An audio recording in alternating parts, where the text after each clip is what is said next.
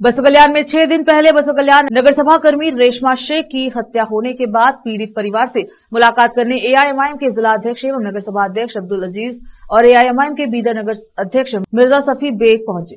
दोनों नेताओं ने पीड़ित परिवार के घर पहुंचकर परिवार को दिलासा दिया और मदद करने का आश्वासन दिया। इस मौके पर नेताओं ने मीडिया से बात की। विशेष संवाददाता की रिपोर्ट। अस्सलाम वालेकुम रहमतुल्लाहि व बरकातहू।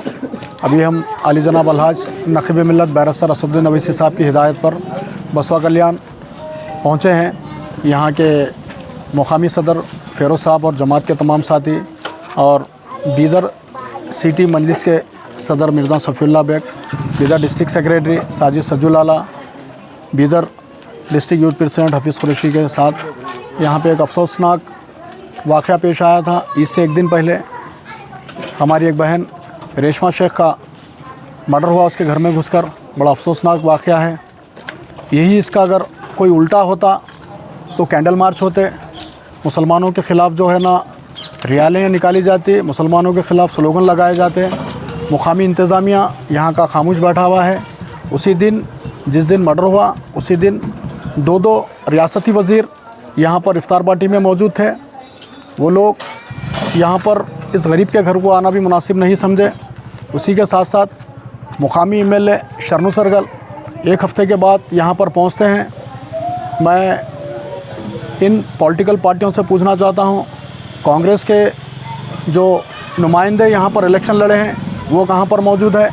एमपी सागर खंडरे वो कहाँ पर मौजूद हैं? दो रियासती वज़ीर जो ज़िले से एमएलए हैं वो कहाँ पर मौजूद हैं? क्यों इस गरीब और माइनॉरिटी और मुसलमानों पर जब जुल्म होता है ये लोगों के कान और आँख क्यों बंद हो जाते हैं?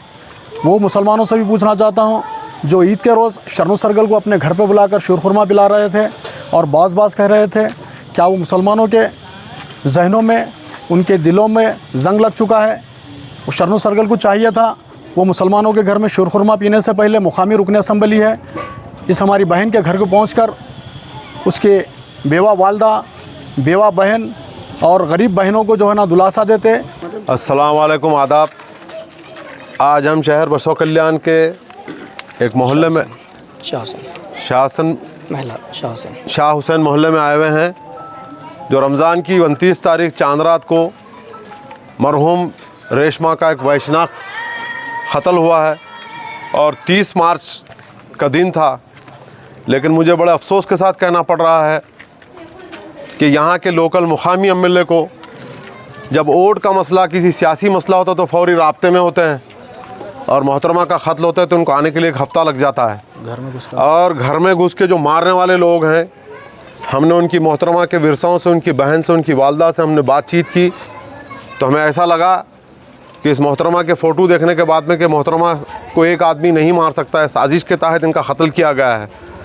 और हमें तो ऐसी भी इतलात मिली है यहाँ के इनके वालदा और इनके बहनों से बात करने के बाद के सीएमसी की गाड़ी में बैठकर 5 लोग आके मार के गए हैं, ये इतलात मिल रही है।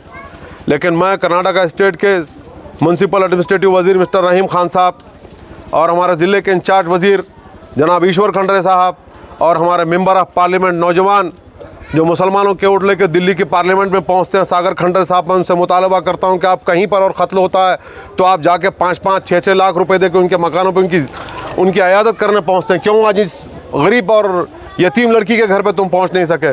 क्या तुम यही दिन देखने के लिए तुमको वोट दिए गए? मैं पूछना चाहता हूँ, कहाँ है विजय सिंह जो तुम मुसलमानों के बल पे आ गया, मुसलमानों के 80% वोट लेकर तुमने इंतखाबात लड़े यहाँ पे? कहाँ तुमको आज कोई गरीब की बच्ची याद नहीं आ रही है?